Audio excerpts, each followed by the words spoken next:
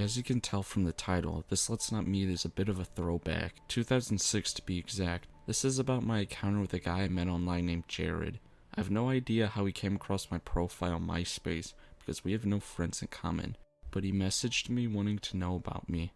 I saw that he only lived about 45 minutes north of me, and I remember thinking he was very attractive. Saw that we had a lot of the same interests, and I found his status really hilarious. Even though adding people I didn't know on MySpace was completely out of character for me, I'm introverted, private, and don't really like meeting new people, I decided to add him anyway. We started to message each other a lot, and he really piqued my curiosity because he was so different from all the guys I'd grown up with. His humor was a bit odd, but I still found him to be pretty hilarious. I remember using a friend's computer to talk to him one night, and she walked up behind me and said, "Who is that?" I told her I didn't know, but I liked him. She then says, "Ask him out." I thought, sure, why not? He only lives 45 minutes away, and he seems really cool. We exchanged phone numbers and set up a date for dinner that weekend.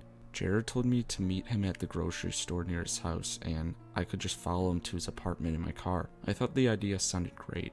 I pull up, and I only have to wait about 10 minutes or so until he got there. He pulled up right next to me, and I was immediately thrown off because even though it was dark at this point, I could still tell that right away he wasn't nearly as attractive as his profile pictures. I decided I wasn't going to be a shallow person and proceeded to follow him to his place. Here's where it gets weird. As we are driving down a two-way road, there is a succession of entrances to different apartment complexes, spaced about 15 feet in front of one another. Jared keeps turning on his blinker, turning in, and then swiftly turning back out, like he's trying to psych me out. I'll admit that the first time he did it was pretty funny. I thought, haha, you got me. However, that initial feeling quickly fades as he does it for nearly every single entrance on the way to his place, so maybe like 9 or 10 times. Now I'm just thinking, what the fuck is he doing?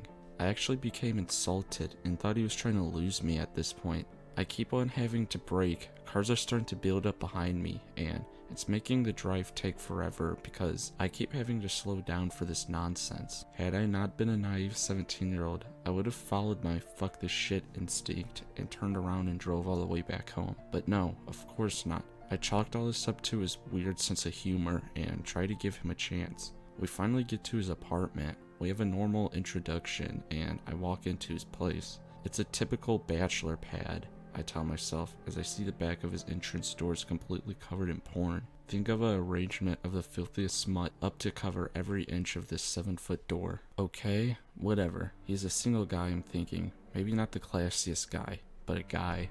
Anyway, we get to talking and he's kinda quiet, but for the most part he's awkward and doesn't even know what to say. It's at this point that I notice he's wearing a really raggedy ass white t-shirt. Weird. It's been about 15 or 20 minutes since we have got to his place, just hanging out in his kitchen, and he begins to ask me personal questions. I start to taunt him about his awkwardness a little bit too, just to lighten the mood for a bit, and I just want him to change the topic. For example, he asked, "How much guys have you slept with?" And I retort, "Wow, very nice question to ask a girl on the first date, Jared. How'd you get this smooth?" He eats it up and thinks we're playing a game. This goes back and forth for about 10 minutes before I ask when we're ready to go out to dinner. He sort of snaps back into reality and says he has to change. Thank God he comes back looking pretty sharp. Maybe this night will turn out alright. I could not have been any more wrong. We get into his car, which is a pretty decent Mustang, to go to some place he wants to take me to for dinner. We're driving for about 15 minutes before he says he needs to make a detour to see a friend. Okay, I said. The friend walks up to my side of the door. They talk for a couple of minutes, and then the friend starts to get in the car. Jared looks at me and asks me to get in the back. At this point, this guy is really starting to get on my nerves. Could he be any more rude? I'm dying in the back seat, thinking that this is the worst, and I can't wait until he dumps this friend somewhere because I'm starving, and I didn't want to drive all the way up here to hang out with two rude-ass strangers. I have no clue why he picks this friend up. I have a hunch because of how quick the interaction was that he was buying drugs, but I couldn't see into the front seat or hear over the blaring music. As we are driving, where I can only presume is back to the friend's place to drop him off, he starts driving very erratically, doing some of that stuff like he was whenever I had to follow him. Plus he starts turning sharp corners like he's Dale Earnhardt. I'm being tossed all over the back seat, and I see the friend is hanging on for dear life as well. Then I think it's all over. He turns to go to the neighborhood, but he has to cross a lane of oncoming traffic. As he's making his way through the turn, he stops. I freak out. All I can see is the headlights through the tiny backseat window shining, coming right at us. Me and the friend in the front seat are just screaming nonsensely. I don't even remember what I said. I'm just screaming. As soon as we are almost rammed by a giant Cadillac that has to slam on their brakes so hard they fishtail, he peels out, completing the turn. I'm shocked. I don't even say anything. I wait until he drops his now totally calm and collective friend off and tell him I'd like to go home.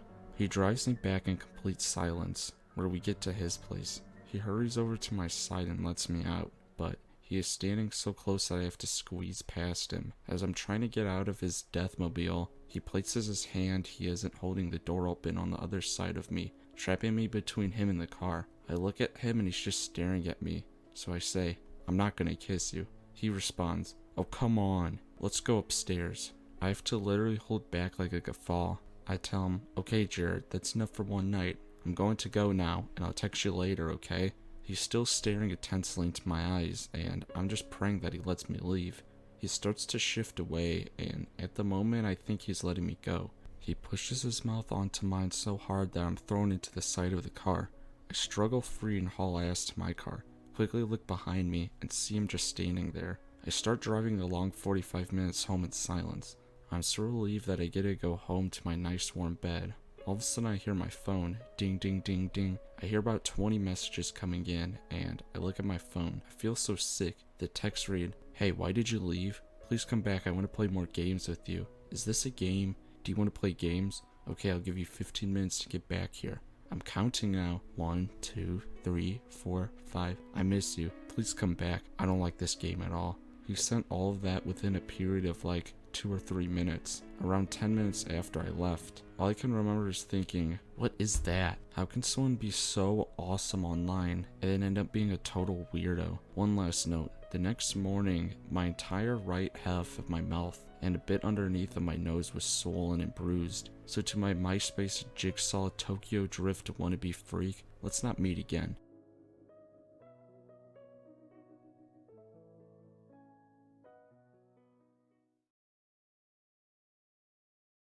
I've posted this story earlier on r/entitled parents and had a few suggestions that I posted here as well. I hope you guys enjoy it. So I have a friend who just recently been getting into these entitled parent stories.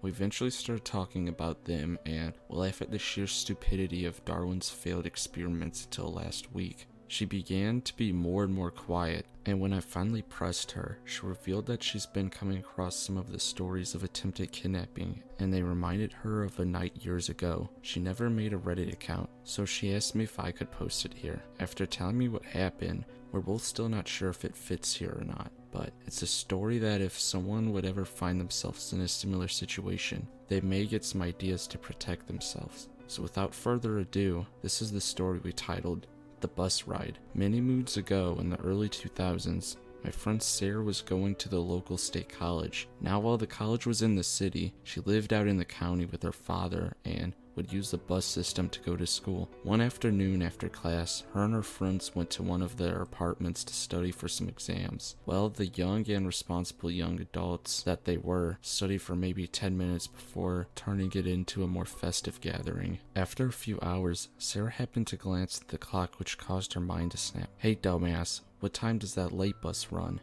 Screaming profanities and prayers warding off her demise by her father, she quickly ran to the bus stop to catch its final trip of the night. With a huge sigh of relief, she flopped down into the seat in the back and threw her headphones on. Lost in thoughts of what elaborate tales to tell her father, she hadn't noticed a little boy walking up to her until she noticed movement out of the corner of her eye and sat down beside her. She managed to not recoil at the sight of the child because, while the child was completely filthy and reminded her of someone from the Great Depression, it was his creepy smile that she remembered most. He just sat there smiling at her until she slowly slid her headphones down and the following interaction began. "Sarah, hello. Child, hello. Sarah, hello. Child, you're pretty. Sarah, Well, thank you. Child, what's your name? Now, Sarah had a policy of never giving any personal info to strangers, but kids were usually harmless in her opinion. But every alarm was going off in her head. Sarah, Katie, child, that's a nice name. Sarah, well, I like it. Then the kid just sits there, smiling at her. After a few minutes of smiling, the kid finally said, "You would make a great mom," and hops down and walked back to an even more dirty and unkempt monster of a man, whom she could only assume was the boy's father, because just like his son, he was smiling at her. When she looked at him, he nodded politely and kept smiling. She put her headphones back on and dug out a book and pretended to study, but she kept looking back and noticed both of them just smiling right at her. As each stop came up and went, she prayed that they would just get off the bus, but as the bus began to empty of other passengers, she soon found that it was just her, some middle-aged woman, and these two. The bus was beginning to slow for its next stop in a small town that had a series of restaurants. She couldn't take them anymore and decided it would be safer for her to go to one of the McDonald's and wait for her father than to sit on the bus any longer. So she gathered all her things and prepared to disembark. As she allowed the woman to pass, she noticed the man gathering their things. Oh hell no, she thought.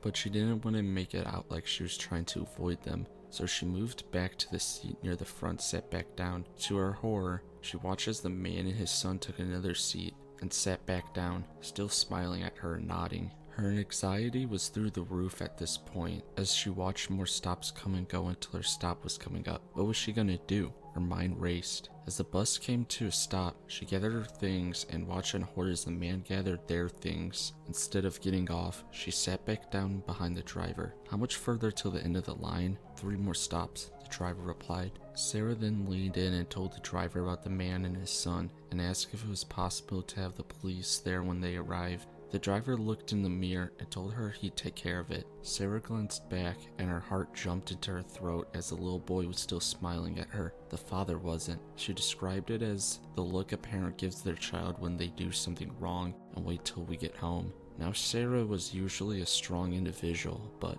she was in tears as she took out her phone and tried to call her father.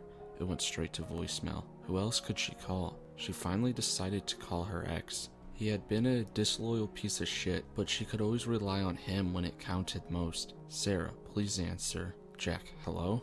As quiet as she could, she poured her heart out about what was happening and asked if he could meet her at the last stop. Jack, I'm at Rogers right now, and it's about 20 minutes to get there, but I'll get there as fast as I can. Sarah, please hurry, she begged. Finally, they came over the hill to where the final stop was. Frantically, she looked for something, anything that could help her, but there was nothing. Finally, the bus pulled in, and the door swung open. The man glared down at her, waiting for her to get off first. Driver, hold up, miss. I need to talk to you about your bus pass. The man stood there for a moment until the driver told him this was the last stop and he needed to get off. Man, I'm waiting for my driver. Sir, you need to get off. If you're waiting for her, she'll be on her way shortly, but I need you to get off now. Angrily, the man stomped off with his child in tow. As soon as they got off, the driver shut the door. Man, what the fuck? The man began yelling and banging on the door, and Sarah was scared he was going to break the glass until she noticed 2 police cars pull in, and then the piece of shit that Jack drove. The police ordered the man away to them, and she couldn't hear what was being said. Jack later revealed that the man was claiming that Sarah was his daughter, and he was taking her home. Once Jack asked her name, he said it was Katie. That was all she wrote. In the end, the man got in a fight with Jack and the officers, but was finally arrested. When she got home and told her father what happened, he tossed her the keys to his old 82 Ram and said she was never to ride the bus again. While it was loud and a pain to drive, she never felt safer, but she did ride the bus one final time after that, when she delivered a plate of cookies to the driver who saved her life. Edit. Well, I'm sitting here with Sarah and just went through the comments, and she says she cannot express the gratitude enough for all the support you guys are giving her. So since we have some time before work, she wanted to answer a few of the questions left behind. She says that she's been okay for a while now for the most part. She went to therapy and support of friends and family helped a lot. She still has trouble being alone, and she still has things that remind her of that night, like, as we said before,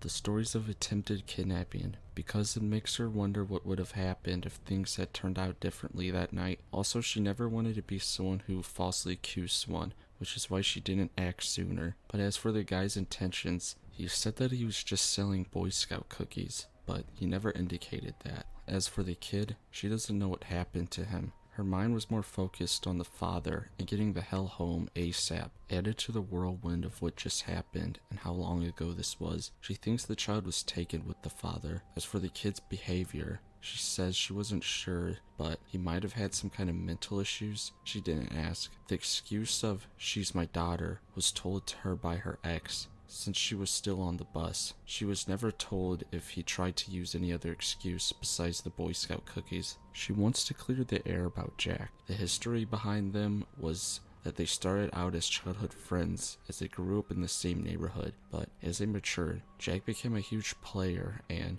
was going through women left and right. He doesn't recall why they both thought a relationship would work, and when it failed, she acknowledged that and just how he was, and she knew what she was going into. But it didn't make the betrayal hurt any less. At least they were able to stay good friends afterwards. Anyways, that's the story. I hope you guys enjoy.